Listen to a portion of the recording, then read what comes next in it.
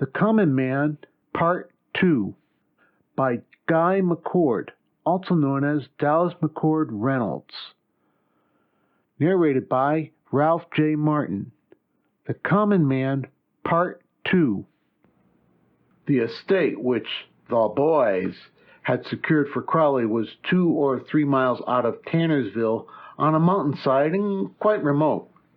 He took considerable pride in showing them about, although it was obvious he had been here before only once himself. He was obviously enjoying the situation thoroughly and had planned it out in some detail. Besides the empty-faced Larry, who had driven the car, they were introduced to 2 more of Crowley's confederates, neither of whom gave any indication that the 3 were present under duress. The first was a heavy-set, moist-palmed Southerner with a false air of jovial, shook hands heartily and said nothing with a good many words for a few minutes, then excused himself. The third confidant was an older man of sad mien who would have passed easily in the swankiest of Washington, New York, or London private clubs. He was introduced simply as Mr. Whiteley, greeted them pleasantly as though all were fellow guests, had a word to say about the weather then, and passed on. Patricia was frowning. "Your Southern friend, Paul Teeter, it seems to me I've heard his name before." Paul Crowley grinned. "Oh, Paul's been in the news from time to time." Ross was looking after Mr. Whiteley, who had disappeared into the main building. They were standing on the lawn, as part of the guarded tour Crowley had given them. He growled, "I suppose the 2 of them are experienced confidence men or something." "Take it easy with those cracks, Ross," Crowley said. "Whiteley used to have a seat on the stock exchange, a real big shot, but that was before they disbarred him, or whatever they call it." "See here," Dr. Braun said urgently, "we've had enough of all of this, Don. I propose we go somewhere where it will be possible for us to bring you to your senses and save you from disaster." "Kind of a power, eh? Okay, Doc. Come on in here." He led them to the entrance, conducted them inside and into a library that led off the main entrada. He said, "By the way, Larry has a few of his boys up here just kind of like estate watchmen. Some of them aren't much used to being out of the city, and they get nervous, so—" Ross growled, All right. Don't try to make a third-rate villain in a B-movie. You have guards about, and it would be dangerous to try to leave without your permission." "How about that?" Rowley exclaimed as though amazed.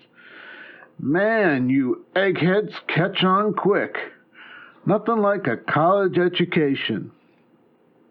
He waved them to chairs. "I'm going to have to leave for a while. Whiteley's got some big deal brewing, and we got to work it out." He grinned suddenly. "And Larry's got a different kind of deal. One he's been planning for years, but hasn't been able to swing 1 or 2 details. It's a caution how many details a little man who wasn't there can handle in one of these king-size capers." He had used the pseudo-criminal term, caper, with considerable satisfaction. Crowley was obviously having the time of his life. "Very well," Braun said.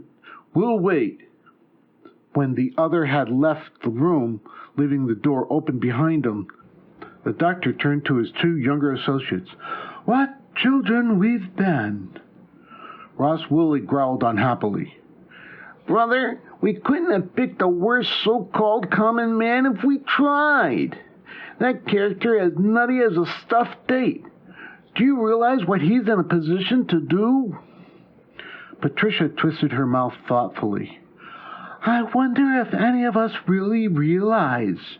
I'm afraid even with all our speculation, we never truly thought this out."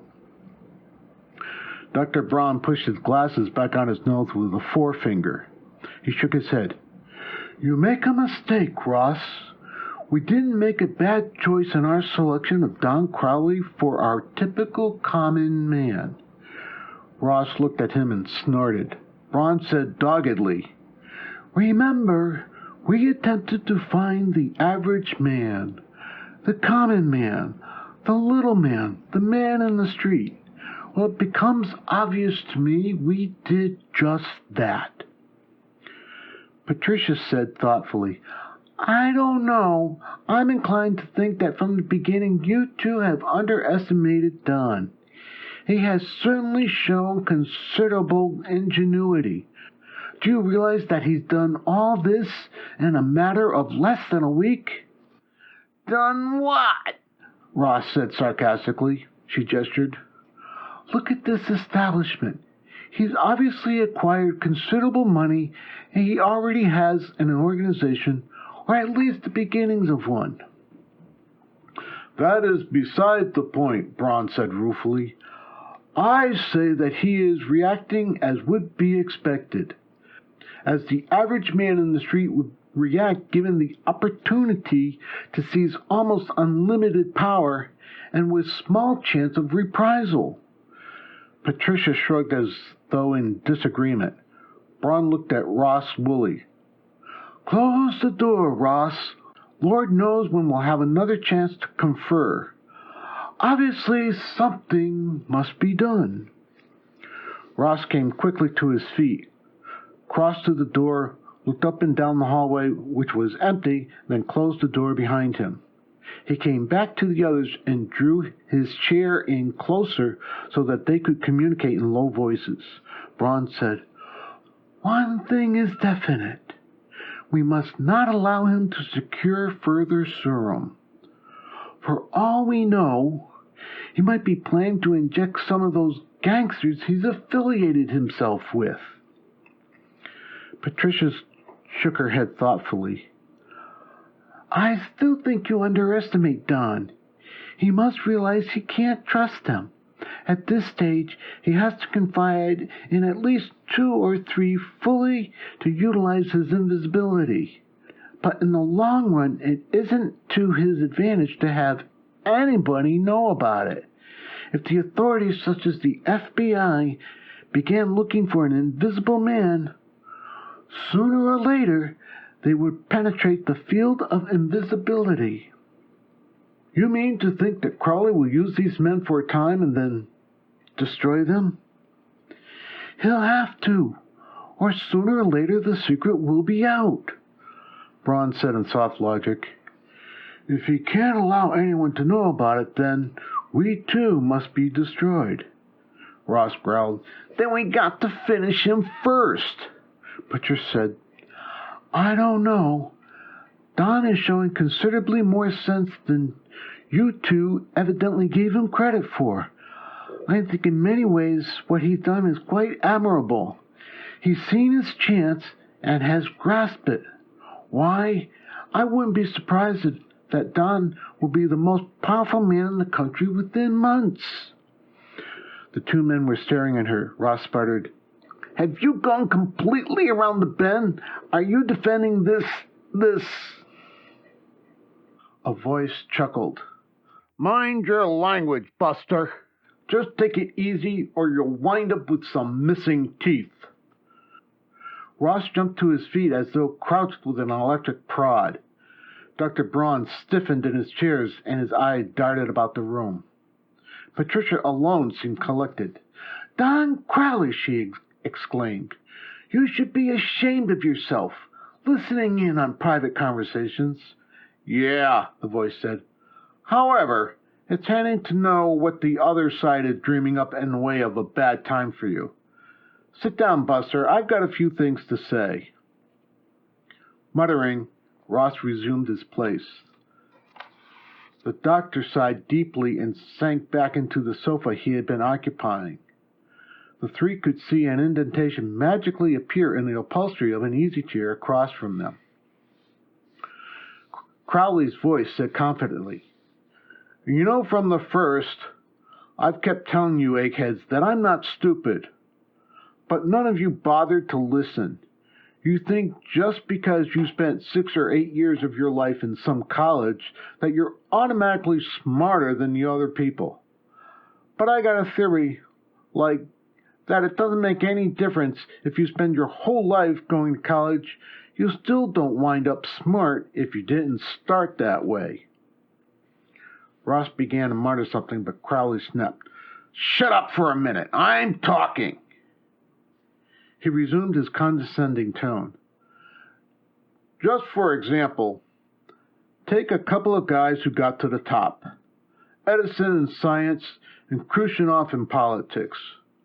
For all practical purposes, neither of them went to school at all. Khrushchev didn't even learn to read until he was 28 years old. Then take Dr. Braun here. He spent half his life in school, and where'd it got him? He'd make more dough if he owned the local garage and dealer franchise for one of the automobile companies in some jerkwater town. And look at Ross. He'd probably make more money playing pro football than he does messing around with all those test tubes and Bunsen burners and everything. What good has all the school done either? Dr. Braun said gently, "Could we get to the point?" "Take it easy, Doc. I'm in charge here. You just sit and listen. The point is, you three with your smart aleck egghead education started off thinking that Mr. Common Man, like you call me, is stupid. Well, it just so happens I'm not. Take Pat here. She's smarter than you two, but she had the same idea. That this here country boy isn't as smart as she is, she's going to fox him, see? As soon as she saw the way the cards were falling, she started buttering up to me. She even figured out that I was probably right in this room listening to you, planning how to trip me up. So she pretended to take sides against you." "Why, Don," Patricia protested. "Come off it, kid. You probably hate my guts worse than the others. You were the one who thought this particular average man was a slob, that all common people were slobs." Patricia's face went expressionless, but Ross, knowing her well, could sense her dismay. Crowley was right. She had been trying to play a careful game, but their supposedly average man had seen through her. Crowley's voice went thoughtful. "I've been doing a lot of thinking this week. A lot of it. And you want to know something? You know what I decided? I decided that everybody talks a lot about the common man, but actually he's never had a chance to, express himself. He's never been able to put over the things he's always wanted." "Haven't you ever heard of democracy?" Ross said sourly. "Who do you think elects our officials?" "Shut up, I told you. I'm talking now. Sure, every 4 years the lousy politicians come around. They stick their coonskin caps on their heads or Indian bonnets and start saying ain't when they make their speeches. Showing they're just folks, see? They go out into the country and stick a straw in their mouth and talk about crops to the farmers, all that sort of thing. But they ain't really common folk. Most of them are lawyers or bankers or something. They run those political parties and make all the decisions themselves. The common man never really has anything to say about it." Braun said reasonably, "You have a choice. Do you think one candidate is opposed to your interests? You can elect the other." Crowley grunted his contempt. "But they're both the same. No, there hasn't been no common man in Washington since Lincoln, and maybe he wasn't. Well, I'll tell you something. The kind of talk I hear down in the corner saloon from just plain folks makes a lot more sense to me than all this stuff the politicians pull." Braun cleared his throat and stared at the seemingly empty chair from whence the other belligerent's voice came. Are you thinking of entering politics, Don? Maybe I am. Good heavens, Patricia ejaculated. Oh, I'm not smart enough, eh? Well, listen, baby. The eggheads don't seem to be so great in there. Maybe it's time the common man took over. Dr. Braun said reasonably. But see here, Crowley, the ability to achieve invisibility doesn't give you any advantages in swinging elections or... He broke off in mid-sentence and did a mental double take. Crowley laughed in contempt. The biggest thing you need to win elections, Doc, is plenty of dough. And I'll have that. But I'll also have the way to do more muckraking than anybody in history. I'll sit in on every important private get-together those crook politicians have. I'll get the details of every scheme they cook up. I'll get into any safe or safety deposit box. I'll have the common people you sneer so much about screaming for their blood. Ross rumbled. What do you expect to accomplish in office, Crowley? The voice became expansive. Lots of things. Take this Cold War. If you drop into any neighborhood bar, you'll hear what the common man thinks about it. The three of them stared at the seemingly empty chair. Drop the bomb first, Crowley snapped. Finish those Reds off before they start it. In fact, I'm not even sure they got the bomb. They're not smart enough to... There was Sputnik, you know, Ross interrupted sourly. Yeah, but built by those captured German scientists. We're way ahead of those Ruskies in everything. Hit 'em now, finish 'em off. The eggheads in Washington are scared of their own shadows. Another thing I'd end is getting suckered in by those French and English politicians. What does America need with those countries? They always start up these wars and get us to bail them out. And I say, stop all this foreign aid and keep the money in our own country. And we can do a lot of cleaning up right here, too. We got to kick all the commies out of the government. Make all the commies and the socialists and these egghead liberals illegal. In fact, I'm in favor of shooting them. When you got an enemy, finish them off. And take the Jews. I'm not anti-Semitic, like you understand. Some of my best friends are Jews. But you got to realize that wherever they go, they cause trouble. They stick together. They take over the best businesses and all. Okay, you know what I say? I say, kick them out of the country. And they all came over here poor and made their money here. So let them leave the way they came. We'll, confiscate all their property except personal things. Patricia had closed her eyes in pain long before this. She said softly, I imagine somewhere along in there we'll get to the Negroes. I'm not against them, just so they stay in their place. But this integration stuff is bunk. You gotta face facts. Negroes aren't as smart as white people. Neither are Chinks or Mexicans or Puerto Ricans. So, okay. Give them their own schools. Up to high school is all they need. And let them have jobs like waiters and janitors and like that. They shouldn't take a white man's job, and they shouldn't be allowed to marry white people. It deteriorates the race like. Crowley was really becoming wound up now. Wound up and expansive. There's a lot of things I'd change, see? Take freedom of speech and press like that. Sure, I believe in that. I'm 100% American. But you can't allow people to talk against the government. Freedom of speech is okay, but you can't let a guy jump up in the middle of a theater and yell fire. Why not? Ross growled. Freedom of speech is more important than a few movie houses full of people. Besides, if one man is allowed to jump and yell fire, then somebody else can yell out, You're a liar, there is no fire. You're not funny, Crowley said ominously. I wasn't trying to be, Ross muttered. and then blurred into sudden action. He shot to his feet, then arms extended, dashed toward the source of the voice. He hit the chair without slowing, grappled crazily. I got him! He wrestled awkwardly, fantastically, seeming in an insane tumbling without an opponent. Patricia was on her feet. She grasped an antique bronze candle holder and darted toward the now fallen chair and to where Ross was wrestling desperately on the floor. Crowley attempted to shout, but was largely smothered.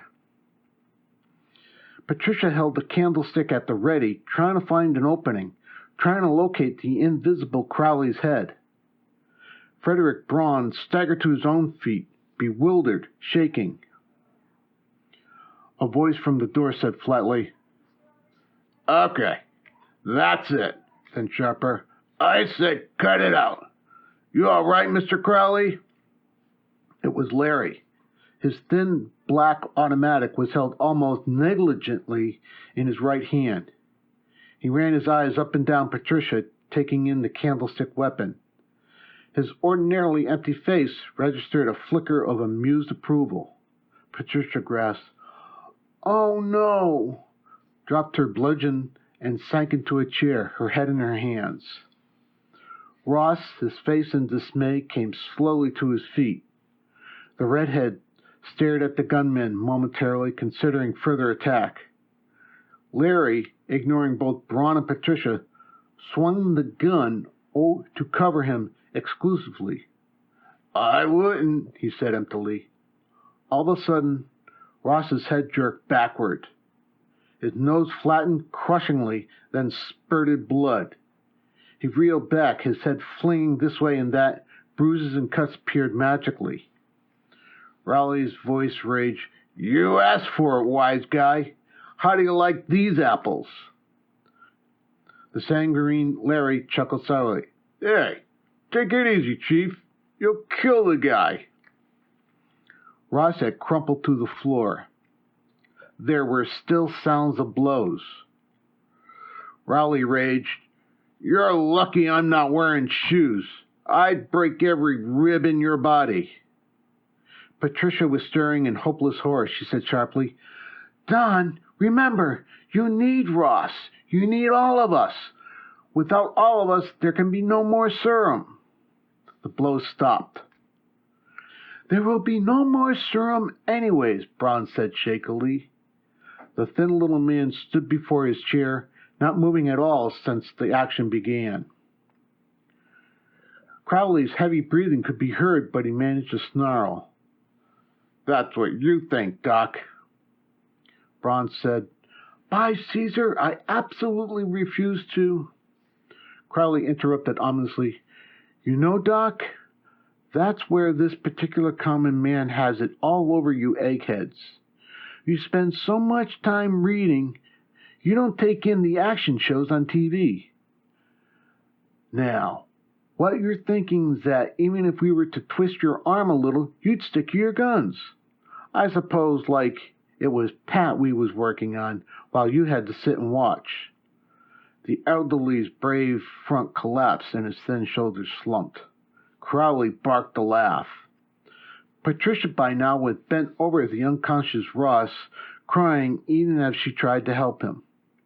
Crowley said to the silent, all but disinterested Larry, "Have these three put in separate rooms in that section they used for the violent wing when the place was a nut house. Have a good guard and see they don't talk back and forth." "Yo, the boss," Larry said languidly. Crowley was thorough. For that they had to give him credit. They were kept divided, each in a different room cell, and with at least 2 burly, efficient guards on constant watch. They were fed on army-type trays, and their utensils were checked carefully. There was no communication allowed, even with the guard.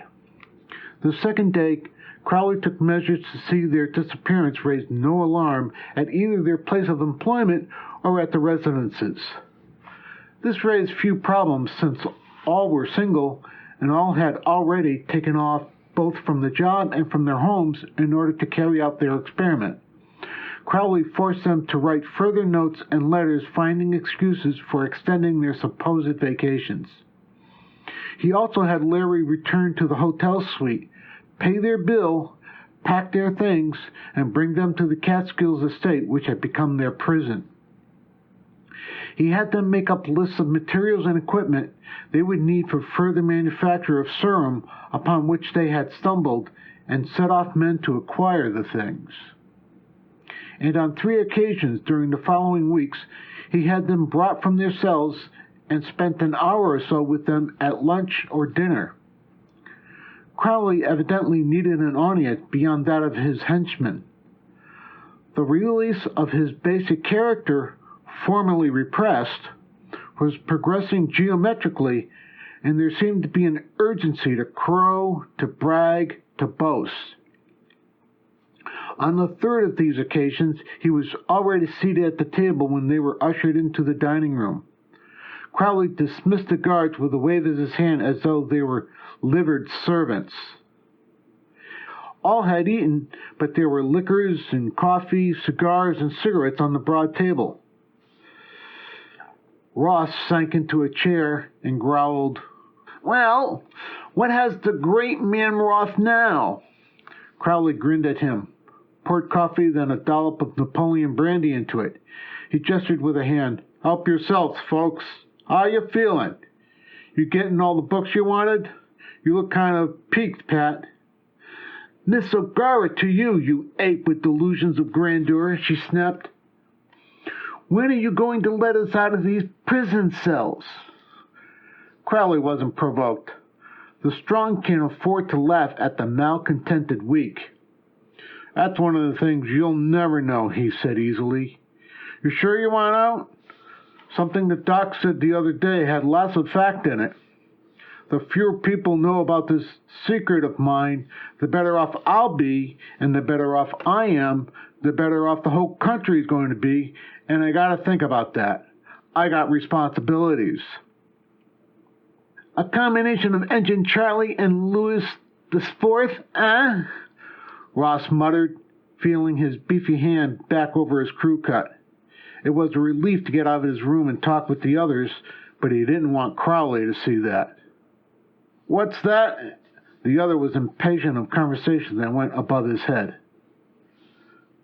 Braun explained gently. One said, "I am the state," and the other, "Anything that's good for my corporation is good for the United States," or something quite similar. Crowley sipped at his coffee royal. "Well, anyway, Pat, the day you're ready to leave that cell, you better start worrying, 'cause that'll mean I don't need you anymore." Ross growled, "You didn't answer my question. Rob any banks lately, great man?" The other eyed him coldly. "Take it easy, Buster. Maybe in the early stages of the common man movement we have to take some strong-arm measures, but that stage is about finished." Patrick O'Gara was interested in spite of herself. "You said, you mean you already have all the money you need?" He was expansive. Obviously there was nothing to lose with these 3, and he liked the sounding board. In spite of his alleged contempt for eggheads, there was an element in Crowley which wished to impress them, to grant him equal status in their own estimations. "There's a devil a lot to know about big finance. You need a starter, but once you get it, the stuff just rolls in automatic." He grinned, almost boyishly, "especially when you got a certain little advantage like me." Braun said interestedly, "Oh, and how do you put your advantage to work?" "Well now, I gotta admit, we aren't quite out of the woods. We need more capital to work with, but after tonight we'll have it. Remember that Brinks job up in New England a long time ago? Well, we got something lined up even bigger. I work with Larry and his boys to pull it. Then there's another thing cooking that Whiteley's been keeping tabs on. It looks like IBM is going to split its stock, 3 for 1. I gotta attend their next secret executive meeting and find out. If they do, we buy in just before, see? We buy on margin, buy options, all that sort of jazz. Whiteley knows all about it. Then we got another big deal in Washington. Looks like the government might devaluate the dollar. Whiteley explained it to me, kind of. Anyway, I gotta go sit in on a conference the president's gonna have. If they really decide to devalue, then Whiteley and me, we go ahead and put every cent we got into Swiss gold. Then the day after devaluation, we switch it all back into dollars again. Double our money. Oh, we got all sorts of angles, Doc. By Caesar, Braun ejaculated, you seem to have... Patricia had poured herself some coffee and was sipping it, black, even as she stared at him. But, Don, what do you need all this money for? You already have more than plenty. Why not call it all off? Get out from under. Ross grunted. It's too late, Pat. Can't you see? He's got the power urge already. Crowley ignored him and turned to her, pouring more coffee and cognac for himself. I'm not running up all this dough just for me. You think you're the only one that's got ideals? Like, let me tell you, I just might be a country boy, but I got ambitions to put some things right in this world. Such as? Patricia prodded, bitterness in her voice. We went through all that the other day. The thing is, now it's really underway. If you was seeing the newspapers these days, you'd know about the Common Man Party. Uh-oh, Ross muttered unhappily. It's just getting underway, Crowley said modestly.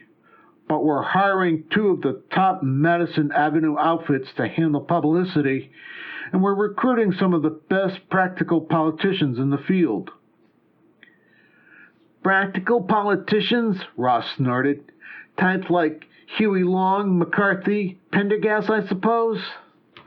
The other misunderstood him. Yeah, and even better. We're going in big for TV time. Full-page ads in the newspapers and magazines. That sort of thing. The average man's getting tired of the same old talk from Republicans and Democrats. Paul Teeter thinks we might have a chance in the next election. Given enough dough to plow into it. Ross leaned back disdainfully. What a combination! Whiteley, the broker who has been barred from activity on Wall Street, Teeter, the crooked politician, but with some connections from top to bottom, and Larry, whatever his name is. Mazzaroni, Larry supplied. You know where I first ran into his name? In one of them true crime magazines. He's a big operator. I bet he is, the redhead growled. Probably with good mafia connections. I'm surprised you haven't attempted to take over that outfit. Crowley laughed abruptly. Just take it easy and all these things will work their way out. But meantime, I didn't bring you jokers here to make snide remarks. I got work for you. I'm fresh out of that serum, and you 3 are going to brew me another batch. They looked at him. Dr. Braun, Ross Woolley, Patricia O'Gar, their faces registering stubbornness, revolt, and dismay. He shook his head. Larry and some of his boys have experience, I gotta admit. I wouldn't even want to watch. I'm for standing firm, Braun said stiffly. There are but 3 of us. The most they can do is kill us. But if this man's insanity is a release upon the world... Crowley was shaking his head in deprecation. I like when you say the worst we can do is kill you. Man, haven't you heard about the Nazis and commies and all? You ought to read some of the men's adventure magazines. How do you think Joe Stalin got all them early Bolsheviks to confess? You think they weren't tough buzzards? Why make us go through all the trouble? Then you just cave in eventually anyways. Save yourself the grief. Patricia said impatiently. He's right, I'm afraid. I would collapse rather quickly under physical coercion. You might last a bit longer, Ross, possibly longer still. But in the end, we would concede. Crowley said, as though in amazement, "You know, eggheads aren't as stupid as some would reckon. Okay, folks, I got a laboratory all fixed up with your things. Let's go. Rosso, pal? I'm carrying heat, as Larry would say. So let's not have any trouble, eh?" He had been as good as his word in regards to the laboratory. It was obviously one of the rooms used by the staff when the place had been a sanitarium. Now, each of the three all had equipment and supplies they required. Crowley took a seat at the far end of the room facing them. There had been a guard outside the door when they entered, and a call would bring them in seconds. Even so, Crowley sat in such a wise that his right hand was ready to plunge inside his coat to the gun that evidently was holstered there. He said, "Okay, folks, let's get about it." It took them a half an hour or so to sort out those materials each needed in his own contribution to the end product. Their captor looked at his watch impatiently. "Let's get a move on here. I thought this was going to take a few minutes." Patricia said testily, "What's the hurry, Don?" He grinned at her. "Tonight's the big night. This evening, just before closing, I'll walk into, well, you don't have to know the name. Like I said, it'll make the Brinks job look like peanuts. They lock up the place and leave, see? Okay, about 2 o'clock in the morning, when the city's dead, Larry and the boys drive up into an alley behind. I go around one by one, sock the 4 guards on the back of the head. Then I open up for Larry, and they take their time and clear the place out. From then on, we got all the dough we need to start pyramiding it up the stock exchange and like that." Patricia had drawn on rubber gloves, pulled a lab apron around her. She began searching for test tubes, measuring devices. She murmured softly, "What keeps you from telling yourself you're nothing but a crook, Don? When we first met you, it seems terribly long time ago, back there in Far Cry, you didn't seem to be such a bad egg." "We didn't know then he was a cracked egg," Ross muttered. He looked to where Crowley slouched. His eyes narrowed as though considering his chances of rushing the other. Crowley grinned and shook his head. "Don't try it, Buster." Crowley looked at Patricia. "You don't get it, sister. It's like somebody or other said, the ends justify the means. That means—" "I know what it means," Patricia said impatiently. Dr. Braun, who rather hopelessly was also beginning to work at the equipment their captor had provided, said reasonably, "Don, the greater number of thinkers of the world have rejected that maxiom. If you will analyze it, you will find that the end and the means are one." Yeah, a lot of complicated egghead gas. What I'm saying, Pat, is that what I'm eventually heading is good for everybody. At least it's good for all the real 100% Americans. Everybody's going to go to college and guaranteed to come out with what you three got, a doctor's degree.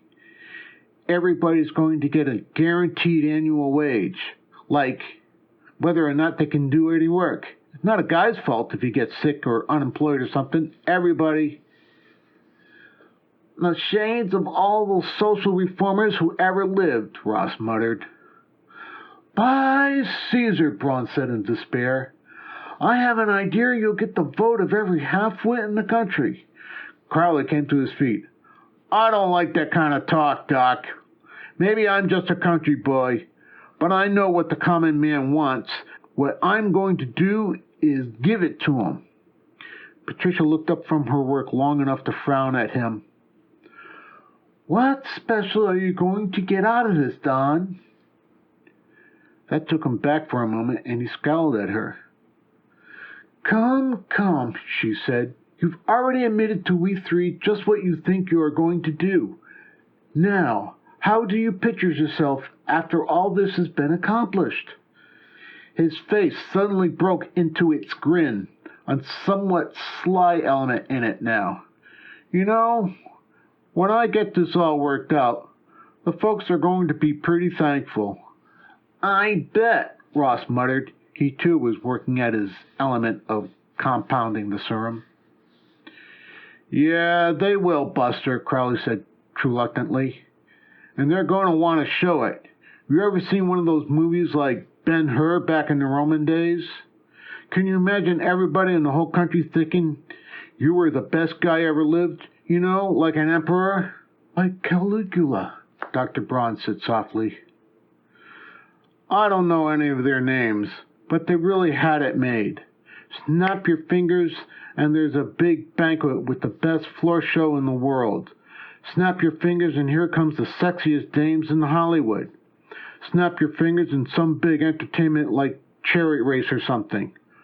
Once I put this over, the common man party, that's the way people are going to feel about me and want to treat me. And if they don't, you'll make them? Ross said sarcastically. You're too smart for your own britches, egghead, Crowley snarled. He looked at his watch. Let's get this rolling. I got to get down to the city and start this caper going. Ross handed a test tube to Dr. Braun and began stripping the gloves from his hands. That's my contribution, he said. Patricia had already delivered hers. Dr. Braun combined them, then heated the compounds, adding a distillate of his own. He said, When this cools... Ross crossed the room to the door and said something to the guard there. He returned in a moment with an anthropod ape in a cage. He sat it on a table and looked at them. Okay, he said to Braun, his voice dangerous. Let's see you inject the monk with this new batch of serum.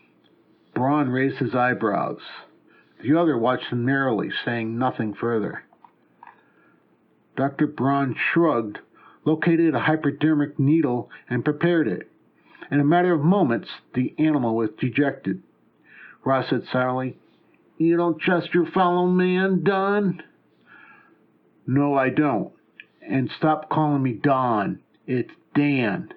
Daniel Crowley. The three of them looked at him in bewilderment. The ape was beginning to shimmer as though he was being seen through a window wet with driving rain. Don's my goody-goody brother. We used to live in the same house with me. But ever since we were kids, and I got picked up on a juvie delinquent rap for swiping a car, he's been snotty. Anyway, now he's moved to Fresco. Patricia blurted, But you let us believe you were Donald. He brushed it off with a flick of his hand. You said you had some deal where I could make some money. Okay, I was between jobs. The ape was invisible now. Crowley peered in at him. Seems to work all right. Dr. Braun sighed. I am not a Borgia, Daniel Crowley. You're not a what? Never mind. I wouldn't poison even you, if that is what you feared.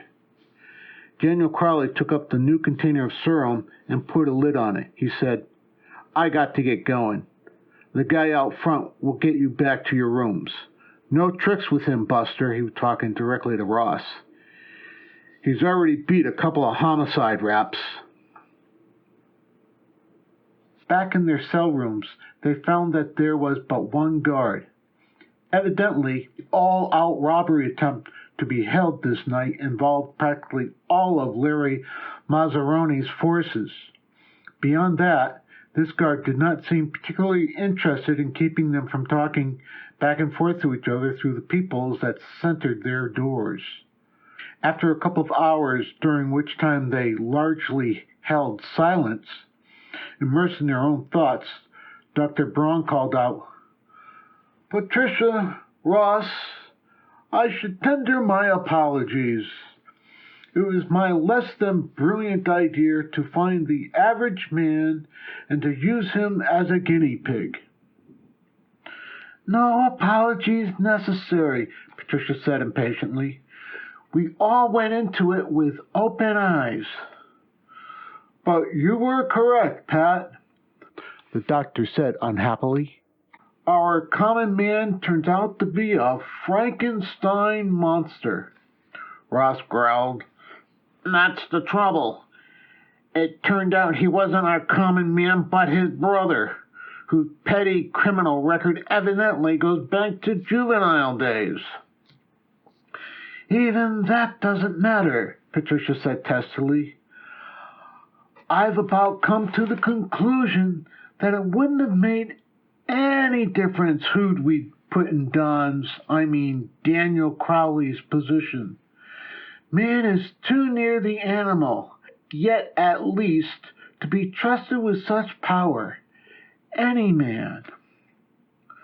Why, Pat, Dr. Braun said doggedly, I don't quite believe you correct. For instance, would you feel the same about me?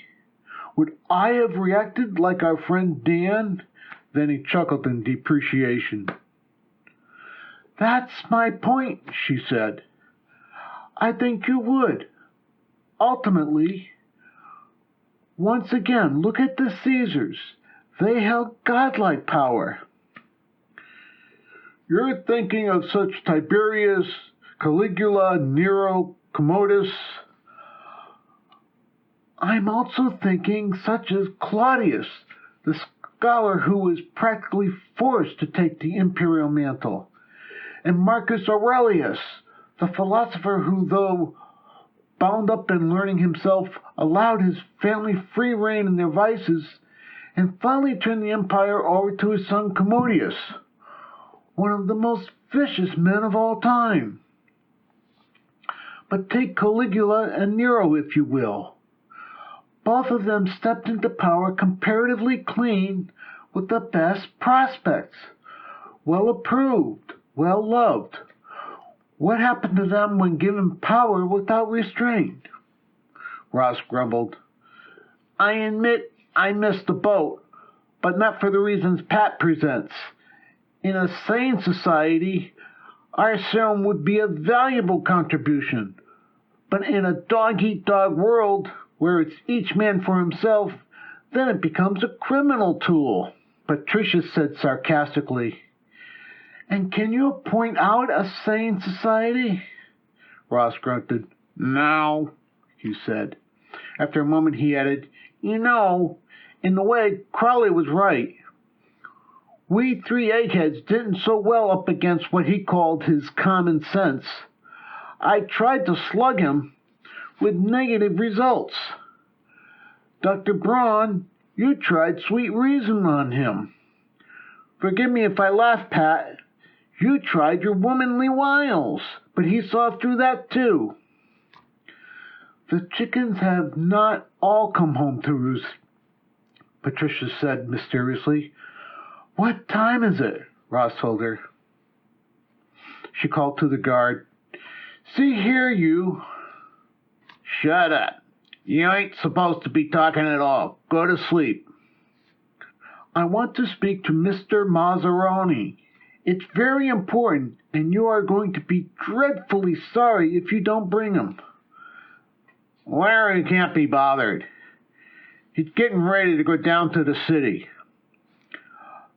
I know what he's doing, but if he doesn't listen to me, he's going to be very unhappy and probably full of bullet holes.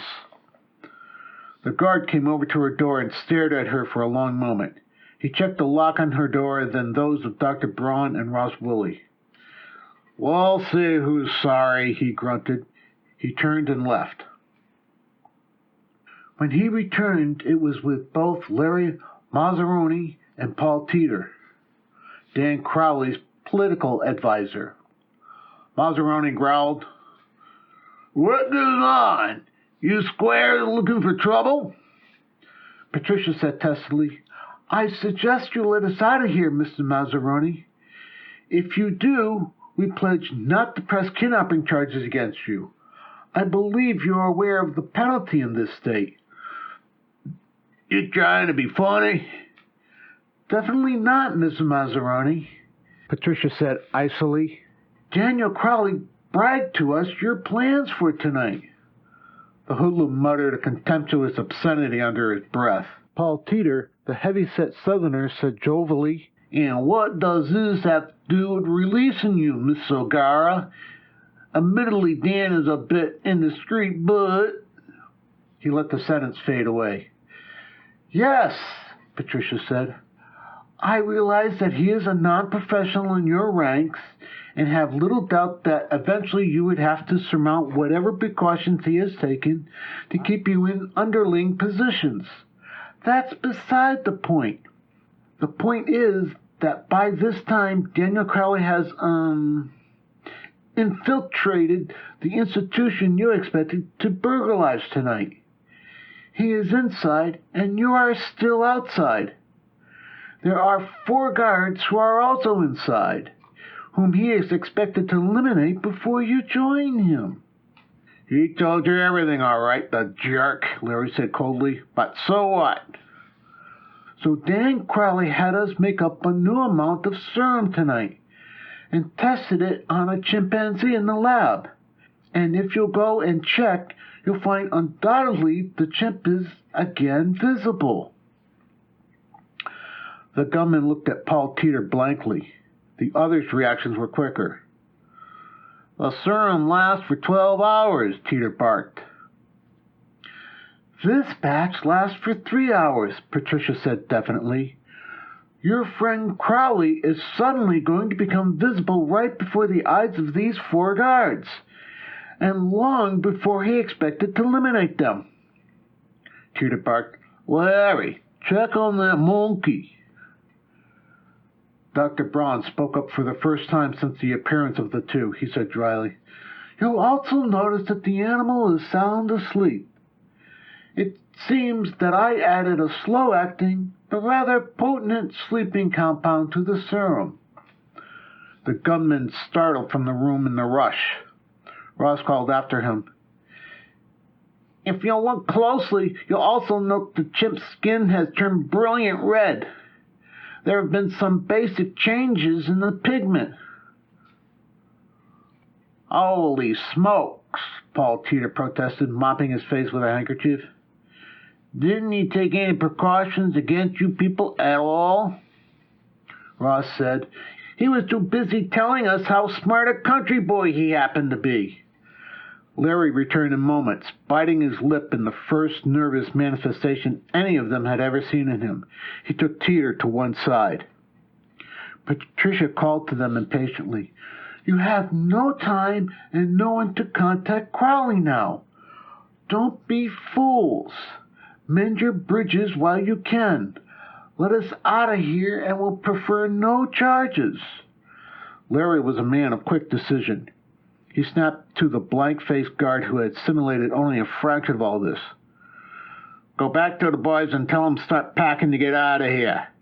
Tell them the fix has chilled. It's all off. I'll be there in a few minutes. Okay, Chief. The other had a philosophical outlook of those who were meant to take orders and knew it. He left. Larry and Teeter opened all the cell doors. Teeter said, How do we know we can trust you? Ross looked at him. Larry said, It's a deal. Give us an hour to get out of here. Then use the phone if you want to call a taxi or whatever. I ain't stupid. This thing was too complicated to begin with. When Teeter and Morzaroni were gone, the 3 stood alone in the corridor and looked at each other. The doctor pushed his glasses back onto his nose with a thumb and forefinger. By Caesar, he said. Ross ran a hefty paw back through his red crew cut and twisted his face into a mock grimace. Well, he said, I had to revise my former statement. I used brute strength against Crowley. The doctor used sweet reason, and Pat her womanly wiles, and all failed. But as biochemists, each working without the knowledge of the others, we used science, and it paid off. I suppose the thing to do now is buy 3 jet tickets for California. Braun and Patricia looked at him blankly. Russ explained. Didn't you hear what Crowley said? his brother Donald and move out to San Francisco. He's a real common man. We'll have to start this experiment all over again. Dr. Braun snorted. Patricia O'Gard, hands on hips, snapped, Ross, Willie, our engagement is off. End of The Common Man by Guy McCord, also known as Dallas McCord Reynolds. Narrated by Ralph J. Martin.